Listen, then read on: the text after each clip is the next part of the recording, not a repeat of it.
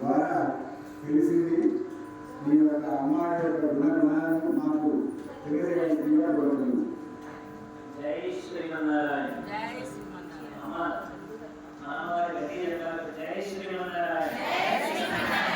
జై శ్రీమన్నారాయణ. అక్కడ కృష్ణ పరమాత్మ వాళ్ళ ఊరు నుండి అమ్మవారిని తీసుకొచ్చి ఏ చూపుల్లో ఎవరైనా పిల్లలకు వస్తారు. ఆడవారి భగవాన్ వస్తారు, భగవాన్ ఆడవారు అబ్బాయి వస్తారు. అదే యువతకే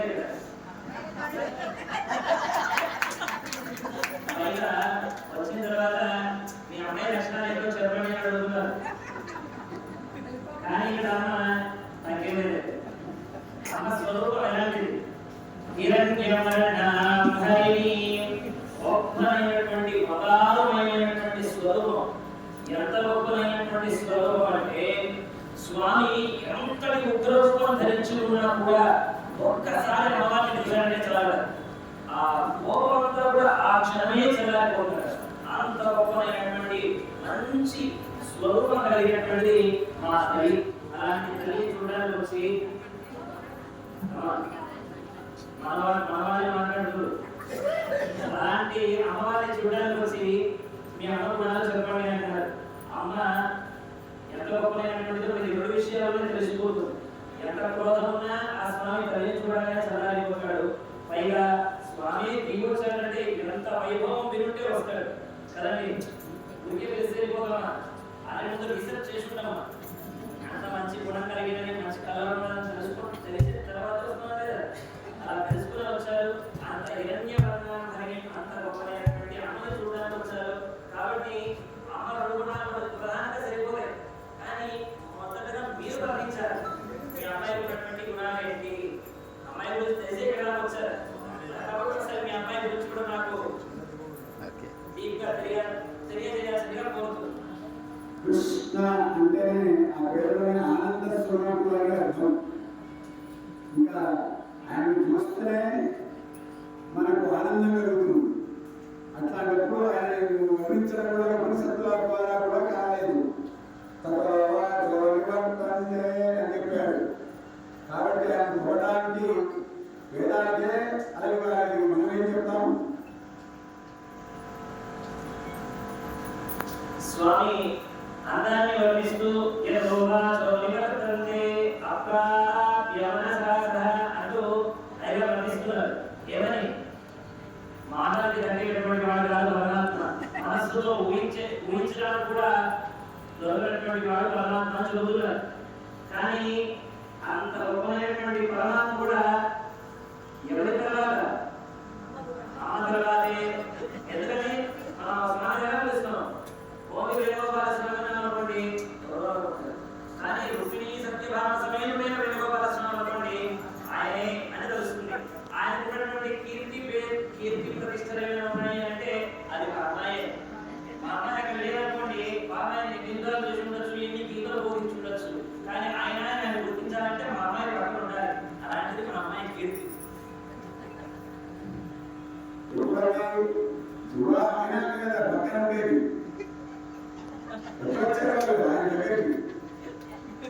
వివాహం ఎప్పుడు చేసుకున్నారు? అసలు అందరికీ పొగడానికి చేసుకున్నారు కదా. కీర్తి ఉందని తెలుసుకొని చేసుకున్నారు కదా అమ్మవారు. వివాహం తర్వాత వివాహాలంటే వివాహానికి ముందు ఈ అమ్మాయి నా పక్కన పెట్టుకుంటే నాకు కీర్తి వస్తుందని ఆ స్వామి గుర్తించారు. అలాంటిది మా అమ్మాయి గొప్పతనం. వివాహానికి ముందే అమ్మ గొప్పతనం తెలుసుకొని వివాహం ఆడుతున్నాను మీకు అనే. సరే అమ్మాయి మరి అందంగా ఉంటుందా ఎప్పుడు చెప్పండి. మాకు చూడలేదు కదా. రోజుల వచ్చే ఉన్నారు వాళ్ళని చూడ అమ్మాయిలు ఇద్దరు చెప్పి చెప్పారు. మరి వాళ్ళిద్దరు మంచిగా అన్యోన్యంగా ఉండరా, కరువులాడతారా, వెళ్ళిపోతారా, ఎక్కడున్నారు?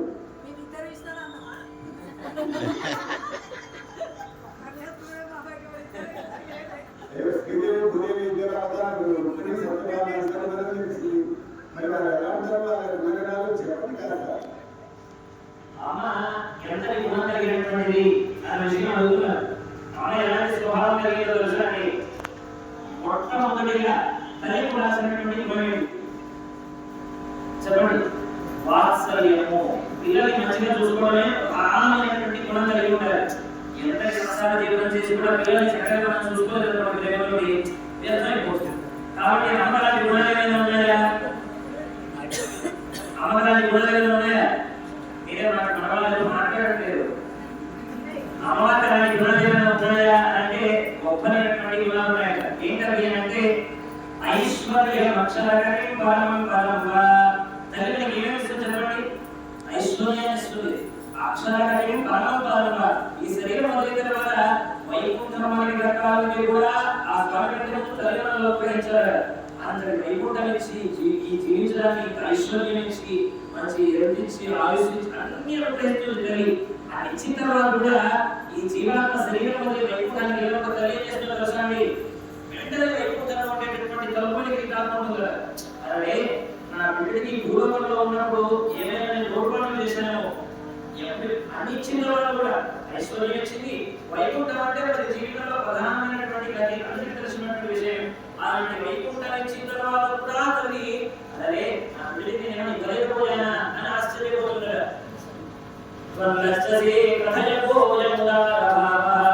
అంతటి ఐశ్వర్యాలు ఇచ్చిన తర్వాత కూడా సిగ్గుతోటి వెనక్కిపోతావే ఎంత గొప్పమైనటువంటి ఉదార భావం కలిగినటువంటి అమ్మ అని అమ్మ గుణగణాన్ని వర్ణిస్తున్నారు.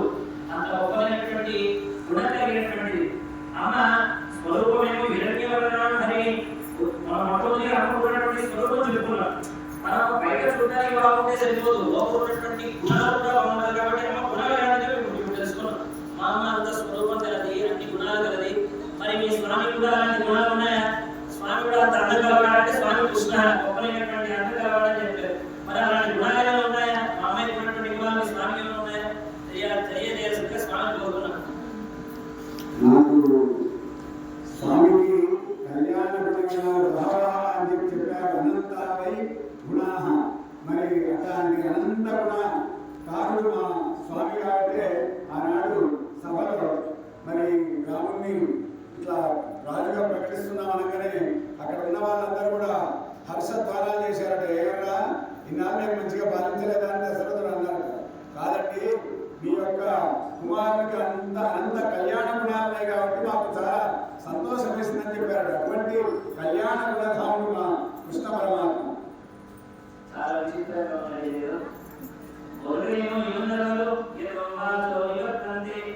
మాకు కూడా అన్నటువంటి వాడు అన్నారు. కానీ సకల గుణాలు ఆయనకి ఉన్నాయి కూడా అంటున్నారు. అలాగే అన్నటువంటి వాడికి అన్ని గుణాలు వస్తాయి. అవునా? కాబట్టి దాని విశ్లేషణ ఏంటి అంటే స్వామి ఎవరైనా ఆధీనంలో పట్టుకోగలరా? ఎవరు పెట్టుకోలేరు. కానీ ఎవరైనా స్వామిని కట్టేసిన వాళ్ళు ఉన్నారా? దానికి కట్టేసినారా? ఎందుకు? దానికి అహంకారం లేదు, ప్రేమ. అవునా కదా? ఆ ప్రేమతో చూస్తేనే ఆయన మన ఆధీనంలో వస్తాడు. అహంకారంతో చూడడానికి వెళ్ళామనుకోండి ఎంతో మాటలు కూడా అంటారు. కానీ ఆయన అందరూ అనుకోండి స్వామి దగ్గరికి వెళ్ళగానే స్వామిగా కనిపిస్తాడు, మనకు ముందుగా కనిపిస్తాడు. ఎంత మన కోసం నిరంతరం నిల్చో ఉంటాడు స్వామి. చూడగానే మన మనస్సు ఎంత టెన్షన్స్ ఉన్నా కూడా స్వామి చూడగానే టెన్షన్స్ అన్ని వెళ్ళిపోతాయి. కాబట్టి ఎప్పుడు వస్తాయి ఇలాంటి గుణాలే మనకి? ఎప్పుడు వస్తాయి? మన మనస్సు ఆయన కంటే తక్కువగా ఆయన బాధాంతా చేర్చడానికి కనిపిస్తాయి. ఎప్పుడైతే మనం ఆయన కంటే గొప్పవాళ్ళు, ఆయన కంటే విలువైనటువంటి వాళ్ళు మనం అనుకుంటామో అప్పుడైనా ఏదో మనసు దొరకడం. కానీ మనం ఆయన మీద ప్రేమిస్తే మన చేత చివరికి కట్టబడతాడు స్వామి. అంతటి గొప్పని గుణాలని ఆ కృష్ణుడు ఉన్నాయని వాళ్ళు వర్ణిస్తున్నారు. కాబట్టి విశేషించి ఒకటో రెండు గుణాలు చెప్పాల్సినటువంటి అవసరం లేదండి. మా అబ్బాయి అనంత గుణాలు కలిగినటువంటి వాడు వాళ్ళు వర్ణించారు. సరే వర్ణించారు, అది సరే. కానీ అమ్మ అనుగ్రహం లభించినటువంటి అమ్మ అనుగ్రహం లభించినటువంటి ఎలాంటి వాళ్ళు అయిపోతారు తెలుసా? లోకే వనస్పతి బృహస్పతి కాలరమ్యం యస్యాః పరిణామముదాహరంతి సా భారతీ భగవతి ప్రియదాసి కాందేవే కవిషి శ్రేయమాశ్రయామః. లోకంలో వనస్పతి బృహస్పతి ఒక అడవిలో దేనికి పనికి రాకుండా ఒక రాయి పడుతుంది. పనికిరాని చెట్టు ఒకటి ఉంటుంది అక్కడ. అలానే దేవతలకే గురువు అయినటువంటి బృహస్పతి మనం నిత్యం వారిని నమస్కరిస్తూ ఉంటాం. అంతటి గొప్ప స్థానమైనటువంటి బృహస్పతి స్థానం రావాలంటే కూడా ఇలా ఏ గౌరవం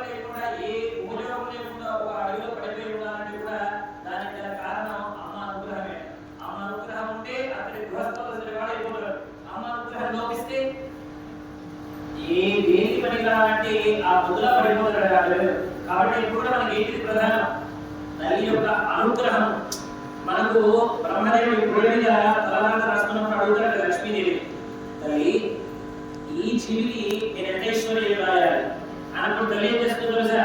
ప్రతి ఒక్క విషయాన్ని మాట్లాడదట. చూస్తుంది శాస్త్రం. అమ్మ భూభంగం జరగదు. అమ్మ మనకి ఇష్టమైన వాళ్ళు ఇంటికి వచ్చారనుకోండి, మనం ఎలా చూస్తున్నాం, అరే నాకు ఇష్టమైనటువంటి వాళ్ళు వచ్చారు కళ్ళు పెద్ద చేస్తామా లేదా, అది ఇష్టం లేని వాళ్ళు వచ్చారనుకోండి చూస్తావా వచ్చారని పెద్ద పట్టించుకోవాలి. అలానే ఈ జీవి గత జన్మలో మంచి పుణ్యం చేసుకున్నాడు అనుకోండి, అమ్మ మాట్లాడదా అంటే మంచి పుణ్యం చేసుకున్నాడు మంచి ఐశ్వర్యం అంటాడు. అప్పుడు బ్రహ్మదేవుడు చక్కనైనటువంటి ఐశ్వర్యం రాస్తాడు మన ఒదిరి మీద. అది పాపాలు చేసేటటువంటి వాళ్ళు అనుకోండి చిన్న చూపు చూస్తున్నారు. కాబట్టి ఎవరి యొక్క దృష్టి వల్ల మనకు ఐశ్వర్యం లభిస్తుంది? తల్లి యొక్క ఐశ్వర్యం. అమ్మ కంటి చూపు మన మీద పడితే చాలు అంత ఐశ్వర్యం లభిస్తుంది. అలాంటి గొప్పమైనటువంటి శక్తి సామర్థ్యం అమ్మ యొక్క కంటి చూపే ఉంది. ఇంకా అమ్మకి ఎంత గొప్పమైనటువంటి శక్తి శక్తి స్వరూపి అమ్మ. అలాంటి అమ్మ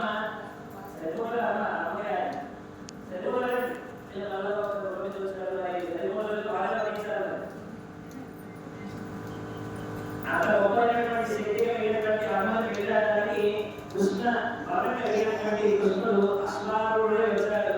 మరి అంత శక్తి కలిగినటువంటి అమ్మకు ఆ స్వామి శక్తి సమానమైన దేవస్థానం చేస్తూ అశ్వానికి ఏంటి అది పంచ ఇంద్రియాలకు పంచ కళ్యాణి అంటారు కదా. పంచ ఇంద్రియాలు ఆ ఇంద్రియాలకు అధీశుడు ఋషికేశుడు అంటే ఇంద్రియాలకు అధిపతి. అటువంటి వాటిని కూడా మీరు అదుపులో పెట్టుకోవాలనే దాని యొక్క సూచన కోసమే ఆ అశ్వారూఢుడే వచ్చాడు. మంచి వైభవాన్ని చెప్తారు స్వామి. నార్మల్గా రాలేదు, మన విషయాన్ని బోధిస్తూ వచ్చారు. ఏ విషయం బోధిస్తున్నారని చెప్తున్నారు మన గురుగారు కదా. ఇంద్రియ నిగ్రహం కలిగి ఉండాలి అన్న విషయాన్ని స్వామి అంటే ఆమె అమ్మ లేనటువంటి వాళ్ళని మా అబ్బాయి చెబుతున్నారు. మీ అమ్మాయి గొప్పది కాదండి, మా అబ్బాయి ఏం చేసినా ఇష్టం ఉంటుంది. భక్తుల యొక్క మనసుని కొని మా స్వామి ఏ నిర్ణయం చేసుకున్నా అది అశ్వవాహంగా దాని వెనక ఎంతో రహస్యం ఉంటుంది అన్న విషయాన్ని కూడా చక్కగా బోధించారు. అదేదో బాగానే ఉంది. కానీ జీవితం అంతా ఇల్లు కష్టపడ్డా కూడా ఎందుకో మా అమ్మాయి అయితే పై చేయాలనిపిస్తుంది. ఎందుకంటే అంత వాల్మీకి రామాయణ ఉత్తర రాశారు కూడా చివరికి ఏమన్నాడు? సీతాయాశ్చరితం మహత్. రావణం చేసి రావణ ఎంత చేసినా కూడా మా తల్లిదే చరిత్ర ఇంత గొప్పమైనటువంటి చరిత్ర అని రామాయణం రాసినటువంటి మహానుభావుడే అమ్మవారి మీద వేసేశాడు. ఇంత ఫలితం కూడా అమ్మనే. ఇప్పుడు రాముడి యొక్క చరిత్ర గొప్పదని ఉండొచ్చు కదా. అంతటి రామాయణం రాసినటువంటి మహానుభావుడు కూడా సీత యొక్క చరిత్ర గొప్పది అని ఎందుకు చెప్పండి? మధ్యలో ఎన్ని అవకాశాలు వచ్చినా కూడా ఎలాంటి అవకాశాన్ని అమ్మ వాడలేదు. అమ్మ అనుకుంటే అమ్మకున్నటువంటి పాతిపత్యం యొక్క ప్రభావం చేత కంటి చూపుతోటి రావణాసురుడిని భర్తం చేసేయగలదు. కానీ అలా చేస్తే నా భర్తకు కీర్తి రాదు కదా. నా రాముడికి కీర్తి రావాలంటే అమ్మ మధ్యలో వచ్చాడు. మిగిలిన వ్యక్తులని చెప్పడం తీసుకెళ్ళిపోతారు. వీళ్ళంతా ఏమాత్రం ఎక్కలేదు అని చదువుతాడు. కానీ లేదు నా భర్త వచ్చి నన్ను తీసుకెళ్తేనే నా రాముడికి కీర్తి అని కట్టుబడి ఉంది. ఇలాంటిది సీతాదేవి. జనక మహారాజు యొక్క బుద్ధుల గుణాలకి అంతటి మహారాణి కూడా కళ్యాణ బాధతో ఏడ్చి ఏడ్చి ఏడ్చి ఆ కళ్యాణ నీళ్ళు వస్తున్న ఒక క్రమ కట్టేశాడు. అయినా కూడా నా భర్తే రావాలి, నన్ను రక్షించాలి, నా భర్తకి ఏం కీర్తి దక్కాలి అని నిరంతరం తప్పించినటువంటి మా అమ్మ. కాబట్టి అంత గొప్పమైనటువంటి భర్త మీద శ్రద్ధ కలిగినటువంటి మా తల్లి. మరి మీ స్వామి పెళ్లి కృష్ణుడికి అదే తెలిసినటువంటి వాడే. మరి మాకేమో కోరుతుంది మామూలు వాళ్ళకే ఆయన వాళ్ళ ఇంట్లో ఉన్న దుఃఖాన్ని వాళ్ళు అనుభవించేదానికంటే ఎక్కువ ఈయన దుఃఖిస్తాడట. దుఃఖిత్వం అనేది మా స్వామి దగ్గర ఉన్నటువంటి లక్షణం. అటువంటి వాడు మామూలు వాళ్ళకే అంత దుఃఖం కలిగితే ఈయన వాళ్ళకంటే ఎక్కువ బాధపడేవాడు. సొంత భార్యలను కోసం ఆయన వృషం భక్తి దుఃఖితాన్ని రాముడు చెప్తానగా పుట్టనగా ఎంత ఏడిస్తే ఆంజనేయ స్వామి అనుకుంటాడట. ఏంటి ఒక స్త్రీ కోసం ఎంత ఏడుస్తున్నాడని. కానీ ఆ సుందరకాండలో అమ్మవారిని చూసిన తర్వాత ఇతనికి ఆమెకు ఆయనే సాటి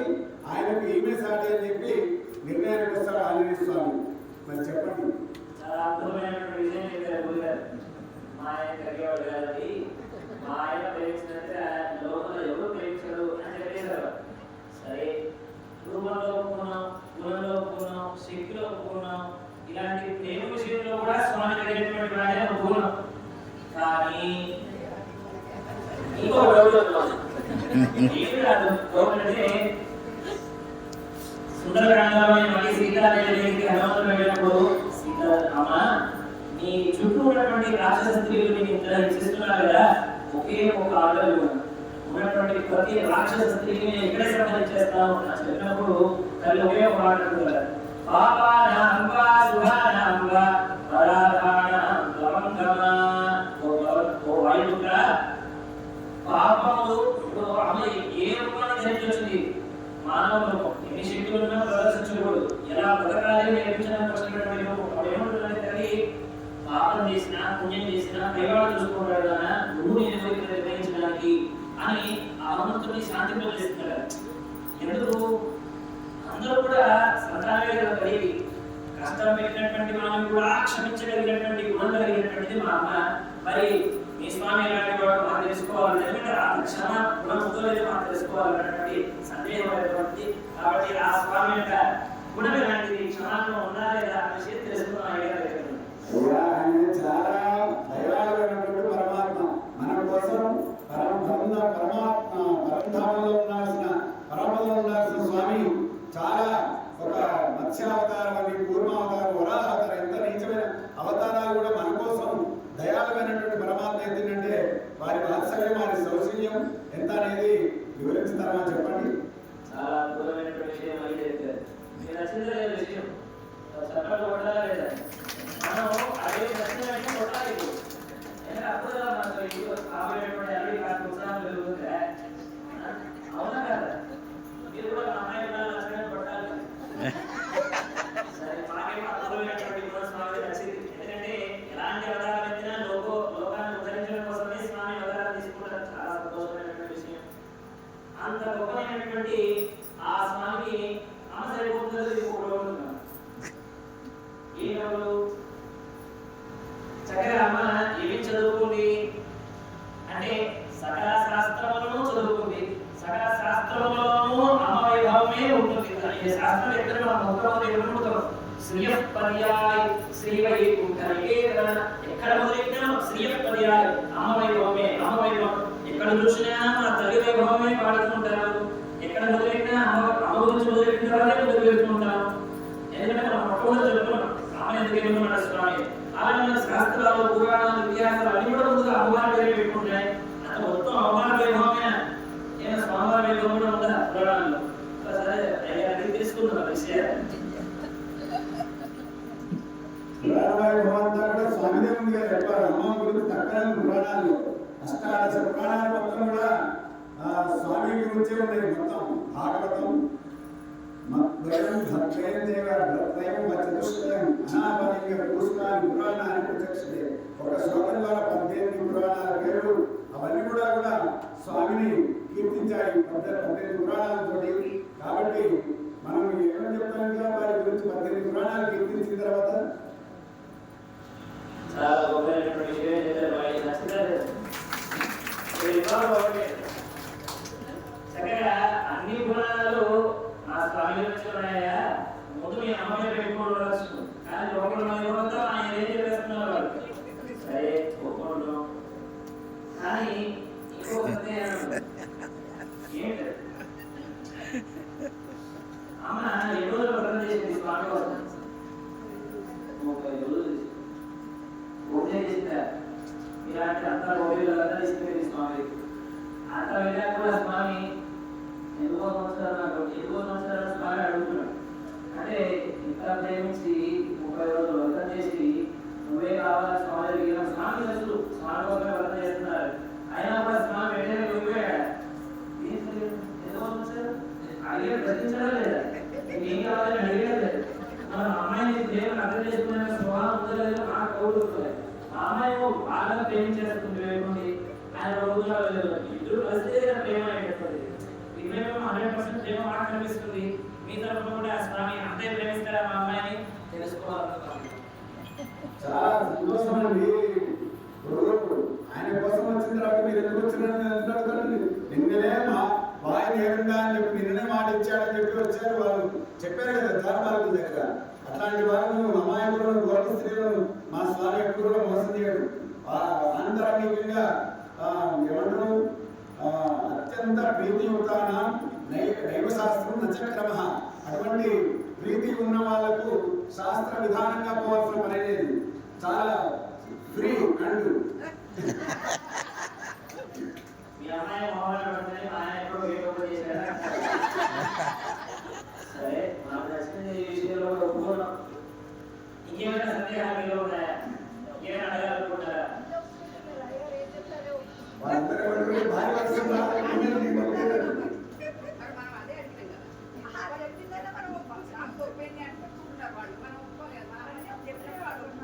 ఇప్పుడు చెప్పండి, అని మీకు నచ్చాయా లేదా? మంచి గుణం కలిగిన వాళ్ళైనా కృష్ణ పరమాత్మ మా అమ్మాయి వాళ్ళు మాకు క్లారిటీ ఉండదు కదా. మంచి గుణం కలిగిన వాడు, మంచి గుణాలు ఎందుకు చెప్పండి? చిన్న మీద కొండలెత్తి అంతమందిని కాపాడాడు.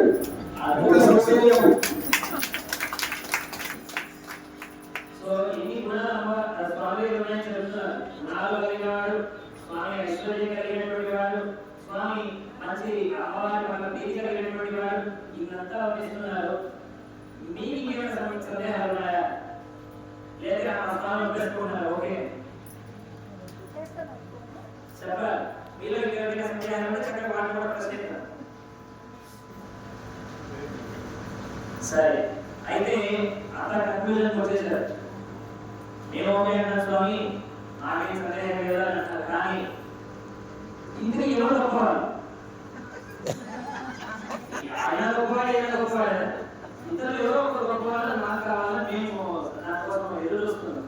కానీ శాస్త్రం ఎవరు చూడండి, ఎవరెవరో గొప్పవాడు అంటే తండ్రి ఎప్పుడు ఎలా చూస్తాడు? నా బిడ్డ శ్రద్ధగా చదువుకోవాలి, మంచిగా పెరగాలి. ఎందుకంటే ఎక్కడ నియమాలు ఉల్లంఘిస్తాడో భయం. కాబట్టి ఆయన ఏం చేస్తాడు? క్రమశిక్షణలో తగ్గేది లేదు, ఈయన ఇలానే మంచిగా ఇంట్లోనే నడవాలి అని కూర్చుంటాడు స్వామి. కానీ తల్లి రాత్రి ఆ క్రమశిక్షణలో పెంచడంలో ఎవరు గొప్పవాడు? తండ్రి మా కృష్ణయ్య స్వామి గొప్పవాడు. కానీ మన అన్నంలో గొప్పది వాత్సల్యం. అరే నా బిడ్డే కదా, ఒకప్పుడు క్షమించేది అన్నలో అమ్మ గొప్పది. సరే, అమ్మోదన నచ్చలేదు. సరే, అన్నంలో గొప్పవాళ్ళు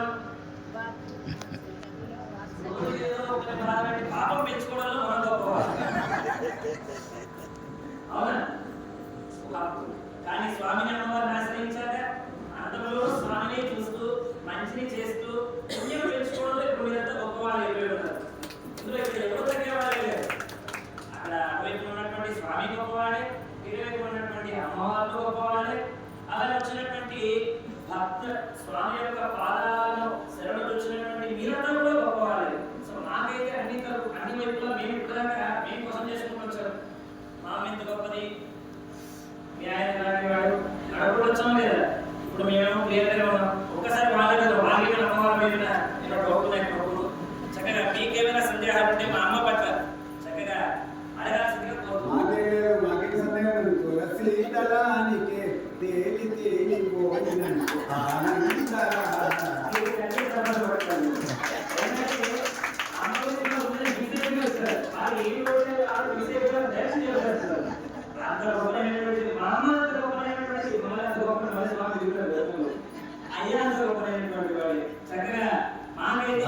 చెప్పాడు కదండి, పత్రం పుష్పం ఫలం తోయం, చాలు భక్తితో ఇస్తే చాలు అన్నాడు. చూడండి, ఎక్కడ తగ్గలేదు స్వామి పురాణంలో. ఆమె ఎంత గొప్పమైనటువంటి వాత్సల్యం కలిగినటువంటి తల్లు, స్వామి కూడా అలాంటి వాడే. తల్లి గురించి తల్లి ఉన్నాడు గుర్తిస్తే చాలు, స్వామి ఏం సమర్పించినా చాలు. అది చక్కగా పత్రం కావచ్చు, పుష్పం కావచ్చు, నీళ్లు కావచ్చు, అగ్ని వదిలినా చాలా స్వామి సంతృప్తి పడిపోతాడు. కాబట్టి ఎవరు తగ్గలేదు. అమ్మ గుణములు గొప్పవే, స్వామి గుణములు గొప్పవే. కానీ ఎవరి వారికి స్పెసిఫికేషన్స్ ఉన్నాయి. స్వామి క్రమశిక్షణలో పెట్టడంలో గొప్పవాడు, అమ్మ మరి క్షమిస్తూ మరి గుణములు ఏర్పడంలో గొప్ప. కాబట్టి మొట్టమొదటి ఏం కోసం నేర్చుకోవాలి? ఎందులో గొప్పవాలి కానీ ఎందులో గొప్పవాలి అన్నటువంటి విషయం మనం తెలుసుకోవాలి. కాబట్టి చక్కగా వాళ్ళ యొక్క వైభవాన్ని తెలుసుకున్నాం. మా వైపు ఉన్నటువంటి వాళ్ళందరికీ కూడా అంగీకారం, మరి మీ వైపు ఉన్నటువంటి పెద్దలందరూ కూడా అందరూ అంగీకారం